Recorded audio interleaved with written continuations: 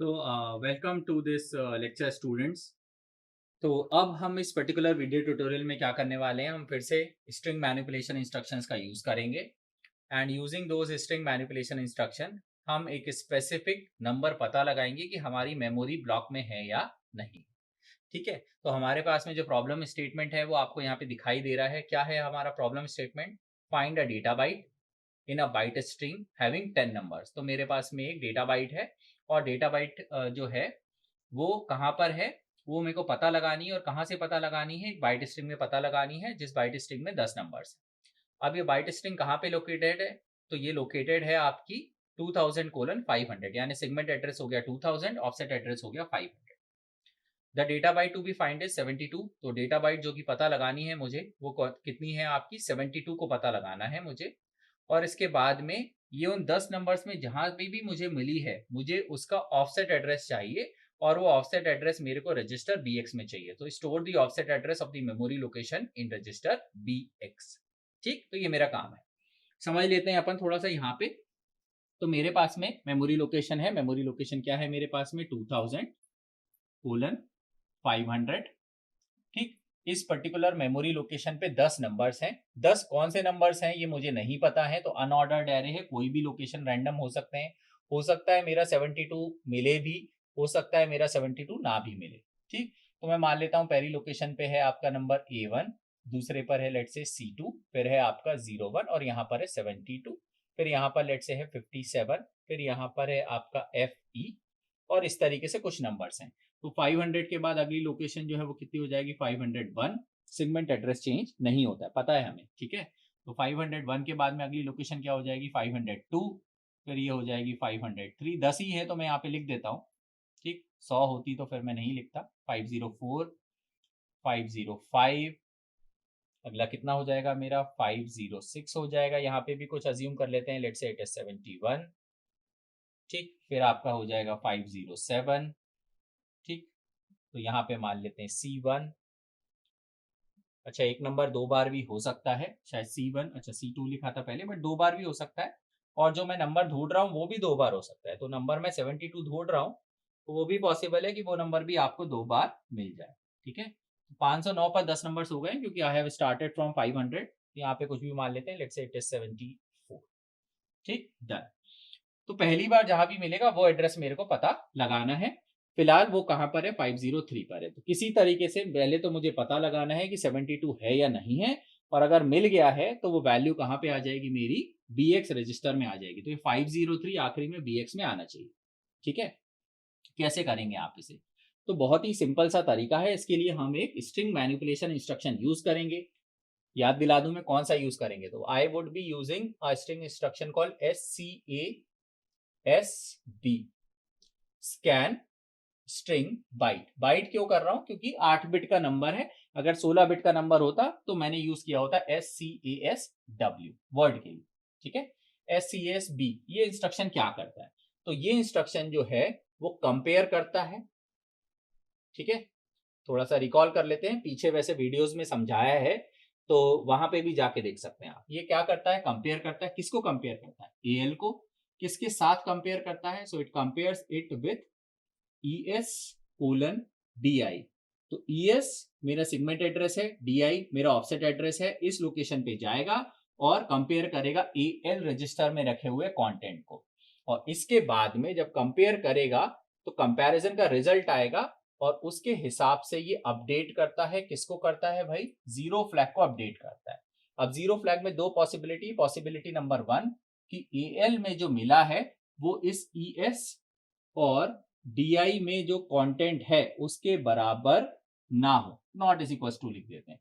तो zero flag की value कितनी हो जाएगी आपकी? 0। दूसरी पॉसिबिलिटी क्या है मेरी? बी पॉसिबिलिटी कि AL में जो वैल्यू है वही वैल्यू मेरे को मेमोरी पर भी मिले। कौन सी मेमोरी पर? ES और DI, सॉरी, जिसको भी पॉइंट कर रहा है। ठीक है, उस केस में जीरो फ्लैग की वैल्यू कितनी हो जाएगी? 1। ठीक, तो जब भी स्कैन SB इंस्ट्रक्शन चल रहा है मेरा, ये वाला इंस्ट्रक्शन चलेगा तो जीरो फ्लैग अपडेट होगा। ठीक, तो ये हो गया मेरा। और तीसरा काम ये एक और करता है कि ये सब करने के बाद में, अपडेट जीरो फ्लैग करने के बाद में, ये क्या करता है?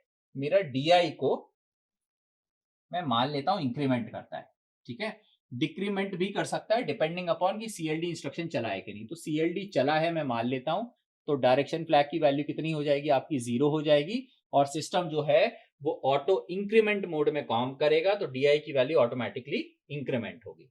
तो scanSB इंस्ट्रक्शन क्या कर रहा है, AL और मेमोरी के मेमोरी के कंटेंट को कंपेयर कर रहा है। कंटेंट कंपेयर करने के बाद में अगर बराबर कंटेंट होता है तो जीरो फ्लैग की वैल्यू 1 आ जाती है, अगर बराबर नहीं होता तो जीरो फ्लैग की वैल्यू 0 हो जाती है, और उसके बाद में ऑटोमेटिकली DI को इंक्रीमेंट या डिक्रीमेंट करेगा। यहाँ पे फिलहाल हमने माना है कि हम डायरेक्शन फ्लैग को 0 बना के रखेंगे तो DI की वैल्यू इंक्रीमेंट हो जाएगी। ठीक है, ये मेरा काम है। अब इसकी हेल्प से हम क्या कर सकते हैं, AL में जो भी मैं नंबर ढूंढ रहा हूं, कौन सा नंबर ढूंढ रहा हूं मैं, so the number which I am looking for is 72। इसको उठा के कहां रखो, इसको उठा के रखो AL में। ठीक है, तो AL में आ गया 72। अब आपको क्या करना है, सबसे पहले बार आपको जब ये scanSB इंस्ट्रक्शन चले तो ये 2000 होना चाहिए ES में, और ये 500 किस में होना चाहिए, DI में। ठीक है, ES और DI में ये वैल्यू होनी चाहिए। अब इसके अंदर जो भी मेमोरी लोकेशन ये पॉइंट कर रहा है, ये वाली मेमोरी लोकेशन, वो कंटेंट किसके साथ कंपेयर होगा, AL के अंदर जो भी रखा है, तो ये 72 और ये A1 आपस में कंपेयर होंगे। ठीक, बराबर नहीं है तो जीरो फ्लैग की वैल्यू क्या आएगी, 0। अब आपको क्या करना है, अब क्योंकि नहीं मिला तो फिर से प्रोसेस को रिपीट करेंगे, तो एक और इंस्ट्रक्शन यूज करने वाले हैं अपन, ये भी पढ़ा था हमने, और वो इंस्ट्रक्शन होगा आपका REP, और जब तक ना मिले तो नॉट 0, क्योंकि जब तक नहीं मिलेगा तो जीरो फ्लैग की वैल्यू कितनी आएगी, 0। सो repeat if not 0। So I would be using scanSB के आगे एक प्रीफिक्स इंस्ट्रक्शन लगाऊंगा मैं, और वो क्या होगा आपका REPNZ। ठीक है, तो ये मेरा काम करेगा।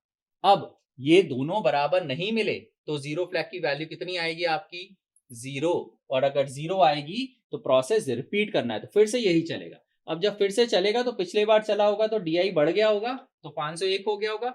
अब 501 पर जो C2 है वो फिर से 72 से कंपेयर करेंगे, और फिर से क्योंकि बराबर नहीं है तो जीरो फ्लैग की वैल्यू 0 आएगी। इस तरीके से ये प्रोग्रेस करेगा, जहां भी मैच करेगा। ठीक है, वहां पे यहां भी 72 है, यहां भी 72 है, क्योंकि ये दोनों मैच कर गए हैं, तो जीरो फ्लैग की वैल्यू इस कंडीशन में कितनी मिलेगी आपकी, 1 मिलेगी। अब जब 1 मिलेगी तो repeat if zero flag is not set, लेकिन जीरो फ्लैग तो भाई सेट है, तो ये इंस्ट्रक्शन एग्जीक्यूट नहीं होगा, और उस केस में हम क्या कर सकते हैं, हम प्रोग्राम को टर्मिनेट कर सकते हैं, या आगे हमें जो भी कराना है, जैसे कि किसी तरीके से हम जो भी लोकेशन है उसको हम BX रजिस्टर में लेके आएंगे, तो वो काम हम करेंगे। ठीक है, scanSB को रिपीट हमें नहीं कराना है, और वो रिपीट NZ इंस्ट्रक्शन इस चीज को इंश्योर करेगा। अब इस पूरी प्रोसेस को हम एक असेंबली लैंग्वेज प्रोग्राम में फिट करते हैं, वहां पे लिखते हैं। तो बहुत ही सिंपल सा है, ES में कितना लेके आना है 2000, DI में कितना लेके आना है 500, कितना मेरा स्ट्रिंग का लेंथ है उसे कहाँ रखूंगा मैं। तो मेरा जो रिपीट इंस्ट्रक्शन है वो दो चीजें इंश्योर करता है कि first of all CX should be greater than 0, sorry not 2, CX should be greater than 0, और दूसरा क्या है कि जीरो फ्लैग में कितनी वैल्यू होनी चाहिए, it should not be equal to 1, zero flag 1 के बराबर नहीं होनी चाहिए। ठीक, चलिए अब ES में 2000 लाते हैं, ES अगेन सेगमेंट रजिस्टर है तो इमीडिएट एड्रेसिंग मोड नहीं चलेगा, तो मैं AX रजिस्टर की फिर से हेल्प ले लेता हूं, और क्या है मेरा सेगमेंट एड्रेस 2000 है भैया, है ना, तो 2000H। इसके बाद में क्या करेंगे अपन, इसको ES में लेके आएंगे, तो I would be writing move, क्या लिखूंगा मैं, ES, AX में जो भी वैल्यू है वो AX। ठीक, तो ES में सेमीकोलन फॉर कमेंट, कमेंट के लिए अपन सेमीकोलन लगाते हैं, ES में कितनी वैल्यू आ गई है 2000 आ गई। ठीक, हेक्साडेसिमल।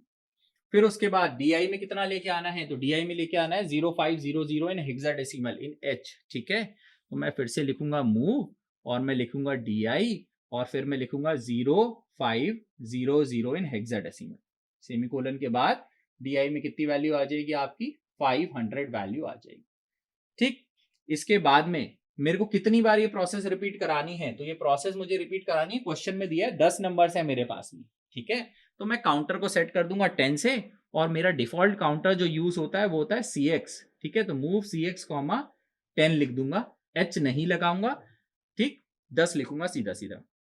इसके बाद में क्या करेंगे, जो नंबर मेरे को ढूंढना है वो हमेशा कंपैरिजन किस में होता है, AL और मेमोरी में, तो मेमोरी तो पॉइंट करा ली, लेकिन AL में वो नंबर रखना पड़ेगा। कौन सा नंबर ढूंढ रहा हूं मैं, 72। ठीक, तो मैं यहाँ पे लिख लेता हूं, कोई भी और नंबर ढूंढ सकते हैं, तो मूव AL, जो भी नंबर ढूंढना है, फिलहाल I am looking for 72 in hexadecimal, so I would be writing move AL, 72। ठीक, ये हो गया मेरा। अब इसके बाद में मुझे क्या कराना है, डायरेक्शन फ्लैग को क्लियर कराना है so that system auto increment mode में जाए। तो सिंपल सा इंस्ट्रक्शन है, क्या करूंगा मैं, CLD, ठीक, बस। तो मेरा डायरेक्शन फ्लैग की वैल्यू कितनी हो जाएगी, 0। अब आपको रिपीट और स्कैन एसबी इंस्ट्रक्शन चलाना है। तो मैं यहां पे लिख दूंगा रिपीट NZ, REP NZ, ठीक है। रिपीट करिए जब तक 0 फ्लैग की वैल्यू जो है वो 1 के बराबर नहीं है, वो सेट नहीं है, तब तक रिपीट करिए। किसको रिपीट करिए, स्कैन करते जाइए। तो स्कैन के लिए इंस्ट्रक्शन क्या है, SCAS, स्ट्रिंग को स्कैन करिए बाइट वाइज, तो SCASB, ये मेरा इंस्ट्रक्शन है, ठीक है। अब इसके बाद में जब ये पूरा प्रोग्राम चल रहा होगा तो हम क्या करेंगे, हर बार ये क्या करेगा, 0 फ्लैग को अपडेट करेगा और साथ में बिना दिमाग लगाए कि 0 फ्लैग की वैल्यू 0 मिली या 1 मिली, इससे कोई लेना देना नहीं है स्कैन एसबी इंस्ट्रक्शन को। आपका DI ऑटोमेटिकली हर बार इंक्रीमेंट होगा। तो जब पहली बार चलेगा तो DI की वैल्यू 500 रहेगी, अगली बार 501 रहेगी, उसके बाद 502 रहेगी, उसके बाद 503 रहेगी। 503 पर 0 फ्लैग की वैल्यू 1 मिल जाएगी, लेकिन इंस्ट्रक्शन फिर भी क्या करेगा, DI की वैल्यू को इंक्रीमेंट करेगा। तो DI में कितना हो जाएगा, 504 आ जाएगा, ठीक है। लेकिन मुझे क्या चाहिए, मुझे चाहिए 72 जहां भी मिला है वो लोकेशन। तो 504 मेरी वैल्यू हो जाएगी किसकी, DI की, जब ये यहाँ पे कंपेयर होगा, क्योंकि ऑटोमेटिकली इंक्रीमेंट हो जाएगा, ठीक है। तो आपको क्या करना है, सबसे पहले 504 को डिक्रीमेंट करना है। तो मैं जो भी मेरा 504 है, जहां पे लोकेशन नहीं मिली उसकी अगली वाली लोकेशन, जो भी मेरी अभी DI की वैल्यू है, उसको मैं BX में ले आऊंगा। क्वेश्चन बोल रहा है ना कि जो भी लोकेशन है उसको मुझे BX में चाहिए, लेकिन BX में क्या आएगा, BX में आएगा 504, क्योंकि मिले नंबर या ना मिले DI तो इंक्रीमेंट होना ही होना है, तो 504 रहेगा एक्चुअली। अब क्योंकि सही लोकेशन क्या है, 503 है, मुझे पता है कि एक से ज्यादा ये देता है, तो मैं यहाँ पे सिंपली लिख दूंगा डिक्रीमेंट BX। तो मेरा BX में कितना आ जाएगा, 503 आ जाएगा, और यहाँ पे मेरा जो प्रॉब्लम है वो सॉल्व हो जाएगा, और फिर मैं अपने प्रोग्राम को टर्मिनेट कर दूंगा, मैं लिखूंगा HLT। तो इस तरीके से हम क्या कर रहे हैं, हम किसी भी स्ट्रिंग पर, ठीक, हम पता लगा सकते हैं कि वो नंबर है या नहीं है, वो वैल्यू है या नहीं है, ठीक। तो ये एक सर्च ऑपरेशन की तरह हमने किया है, और हमें एक स्पेसिफिक वैल्यू जो है वो इस स्ट्रिंग के अंदर सर्च कर रहे हैं। फिलहाल हमने नंबर का एग्जांपल लिया है, बट वैल्यू कुछ भी हो सकती है। तो ये मेरा हो गया search operation, find a number in an array using string manipulation instructions. अब इसके बाद इसको टेस्ट करेंगे हम कंप्यूटर में। तो अब हम आ गए हैं हमारे कंप्यूटर में, और हमारे पास में टूल है भैया EMU 8086। इस टूल पर अब हम इसको इम्यूलेट करेंगे, सॉरी। तो यहाँ पर एक बटन है मेरे पास में। अच्छा, मैंने जो भी प्रोग्राम अभी समझाया था ऑलरेडी मैंने टाइप कर दिया है, तो वहाँ पे टाइम नहीं लगाएंगे अपन। तो ये मेरा सोल्यूशन है जो हमने समझा था। इम्यूलेट कर देते हैं, इम्यूलेट करेंगे, ये ओपन हो जाएगा। मेमोरी के साथ में अपना ऑपरेशन है, तो मैं यहाँ पे व्यू में जाऊँगा, मेमोरी ऑप्शन कर लूँगा, तो ये मेरा मेमोरी आ गया, ठीक है। इसको थोड़ा साइड बाय साइड अपन जमा लेते हैं अच्छे से। अब कौन सी लोकेशन पर ये सर्च ऑपरेशन हो रहा है, तो 2000:500 पर। तो यहाँ पे पहले मैं 2000:500 पे चले जाता हूँ, ठीक। इसको पूरा डिलीट कर देते हैं अपन। So it would be 2000:500:0500। Enter करेंगे, तो फिलहाल सभी पर 0 वैल्यू है। कुछ भी रैंडम वैल्यूज में लिख देता हूँ किसी एक लोकेशन पर। फिर ध्यान से, ये 9 नंबर्स हो गए, ये 10 हो गए, ठीक। अब इन 10 लोकेशंस में से किसी भी एक नंबर को, तो लेट से ये हो गया, अगर मैं इसे लिस्ट व्यू में देखूंगा तो ये 87, 84, तो मेरे को 503 पे 72 चाहिए था, जैसा अपन ने क्वेश्चन में करा था। तो वही करते हैं, इस पे डबल क्लिक कर सकते हैं, या टेबल व्यू में चले जाएंगे अपन। तो 500, 501, 2, 3, इस 35 को हटाना है, तो डबल क्लिक करेंगे और यहाँ पर मेरे को एक और वैल्यू ओपन हो जाएगी जो रहेगी आपकी एक्सटेंडेड वैल्यू व्यूअर। तो यहाँ पे वैल्यू 35 है, इसकी जगह मैं ढूंढ रहा हूँ 72, इसको मैं 72 कर देता हूँ। तो मैंने यहाँ पे लिख दिया 72, ठीक। इसको चाहें तो बंद भी कर सकते हैं, ओपन भी रह सकते हैं। तो यहाँ पे 72 आ गया, ठीक। इसे लिस्ट व्यू में देख लेते हैं आसानी से समझने के लिए। तो 72 कहाँ पर है, 503 पर है। अब चलाते हैं मेरा प्रोग्राम और देखते हैं कि क्या मुझे BX के अंदर 503 मिलेगा या नहीं मिलेगा, ठीक है। तो सिंपल सा है, स्टेप बाय स्टेप चलाएं। AX में कितना आ जाएगा, 2000, चलाएंगे, 2000 आ गया। ES में कितना आ जाएगा, AX में जो भी वैल्यू है, तो ES में फिलहाल 100 है, सिंगल स्टेप चलाएंगे, ये भी 2000 हो गया।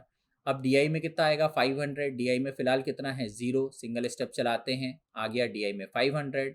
उसके बाद CX में कितना चलाएंगे, 0A, ठीक है। तो 10 जो है वो हेक्साडेसिमल में कितना होता है, 0A होता है, तो वो यहाँ पे चला देते हैं अपन, so it will become 0A, ठीक। इसके बाद में फिर क्या करेंगे, डायरेक्शन फ्लैग को क्लियर करेंगे, तो फ्लैग ओपन कर लेते हैं। डायरेक्शन फ्लैग है ये लास्ट वाला, और डायरेक्शन फ्लैग में फिलहाल वैल्यू कितनी है, 0 है, ठीक। चलाएंगे 0 ही आएगी, तो कोई भी चेंज नहीं आएगा, इट इज़ ऑलरेडी 0, तो 0 ही रहेगी। तो सिंगल स्टेप चला देते हैं। अब इसके बाद ये जो रिपीट और स्कैन एस बी इंस्ट्रक्शन है ये बार बार चलेंगे, ठीक। तो मैं सिंगल स्टेप से चला के बताता हूँ, REPNZ, और आप देखिएगा CX की वैल्यू A है, ये डिक्रीमेंट हो जाएगी सबसे पहले। तो यहाँ पर ये वैल्यू स्कैन एस बी चली है, और इसके बाद ये वैल्यू कितनी होगी, 9, ठीक। इसने स्कैन कर लिया होगा और अकॉर्डिंगली 0 फ्लैग को अपडेट करा होगा, तो क्योंकि कंपैरिजन नहीं मिला, ठीक। हम जिस मेमोरी लोकेशन है वो कौन सी मेमोरी लोकेशन है, SI में, सॉरी DI में कितनी वैल्यू है, 501, तो किससे कंपेयर कर रहे हैं, 87 से। क्या 87 इस 72 के बराबर है, नहीं है, तो कंपैरिजन का रिजल्ट क्या आएगा कि 0 फ्लैग की वैल्यू 0 मिलेगी, ठीक। और आगे चलाते हैं, एक बार और चलाएंगे, फिर से कंपैरिजन हुआ होगा। अब किससे कंपैरिजन हुआ होगा, 84 से कंपैरिजन हुआ, फिर से 72 के बराबर नहीं है, तो ये फिर से 0 है। एक बार और चलाते हैं अपन, तो अभी फिर से बराबर नहीं है, तो 0 फ्लैग की वैल्यू अभी भी 0 है, क्योंकि 51 से कंपैरिजन हुआ। अब इस बार चलाएंगे तो 72 है, तो यहाँ पे 0 फ्लैग पे ध्यान रखिएगा, ये 1 हो जाएगा मेरे ख्याल में, है ना। तो ये हो गया 1। अब क्योंकि ये 1 हो गया, तो ऑटोमेटिकली आप देखेंगे जब मैंने सिंगल स्टेप क्लिक किया तो वापस से ये REP इंस्ट्रक्शन पे नहीं गया, ये कहाँ चला गया, स्कैन एसबी के नीचे आ गया, ठीक। और DI में क्या वैल्यू है, तो DI में आप देखोगे मिला तो नंबर 503 पर है, बट जैसा मैंने समझाया था ऑटोमेटिकली इंक्रीमेंट हो जाएगा, तो DI में कितना वैल्यू है, 504 है, ठीक। पहले इस 504 को लाएंगे BX में, तो सिंगल स्टेप पे क्लिक करेंगे, तो ये जो DI का 504 था ये प्लेस हो गया आपका यहाँ पे। अब ये सही वैल्यू नहीं है, नंबर तो मिला 503 पे, और ये अपन ने पहले ही सोच लिया था, तो मैं सिंगल स्टेप पे क्लिक करूंगा और BX क्या हो जाएगा, decrement by 1, so it become 503, और ये जो नंबर है मेरा 72, ये 503 पर ही है, ठीक है। तो 503 आ गया मेरा BX पर, और यहाँ पे मेरा जो प्रोग्राम है वो खत्म हो जाना चाहिए, तो मैं सिंगल स्टेप पे क्लिक करूंगा, HLT इंस्ट्रक्शन एग्जीक्यूट होगा, कर देते हैं, HLT एग्जीक्यूट हो गया, और आपका इम्यूलेटर जो है वो हॉल्ट हो गया है, आपका प्रोसेसर इस केस में हॉल्ट हो गया, ठीक। तो ये हो गया है मेरे प्रोग्राम की टेस्टिंग, कि मेरा प्रोग्राम एक मेमोरी ब्लॉक में से किसी नंबर को या किसी वैल्यू को ढूंढ पाता है या नहीं ढूंढ पाता है, तो ढूंढ भी पाता है और साथ में उसकी लोकेशन भी मेरे को बता देगा। तो इसको यहाँ पे ख़त्म करते हैं। Thank you so much.